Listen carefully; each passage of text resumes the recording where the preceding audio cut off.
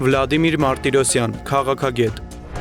Երևանում հավաքվել էր ոչ միայն Եվրոպան, այլ անցումային Եվրոպան։ Սա մեծ մասամբ այն առաջնորդների կազմն էր, որոնց մի մասը կամ վերջին մանդատի մեջ են, կամ ներքաղաքական ճնշման տակ, կամ իրենց երկրների ներսում արդեն մտել են հաջորդ ընտրական շրջանի տրամաբանության մեջ։ Մակրոնը փաստացի հետմակրոնյան Եվրոպայի նախաշեմին է։ Սթարմերը ներսում լրջորեն ճնշված է, Մերցը բացակա։ Կոշտան և ֆոն դեր Լայենը ներկայացնում են ԵՄ ինստիտուցիոնալ շարունակականությունը, բայց ոչ եվրոպական քաղաքականության նոր ընտրական լեգիտիմացիան։ Այսինքն Երևանում ձևավորվել էր ոչ թե կայուն երկարաժամկետ առաջնորդության պատկեր, այլ գնացող, անցումային, ինքն իրեն վերադասավորող Եվրոպան։ ԵՔՀ երևանյան կազմը ոչ թե ապագայի արդեն ձևավորված Եվրոպան է, այլ հին եվրոպական քաղաքական ցիկլի վերջին մեծ հավաքներից մեկը։ Հայաստանը հյուրընկալում է ոչ միայն առաջնորդների, այլ նաև ավարտվող մանդատների, թուլացող լեգիտիմությունների և նոր եվրոպական վերադասավորման միջանկյալ պահը։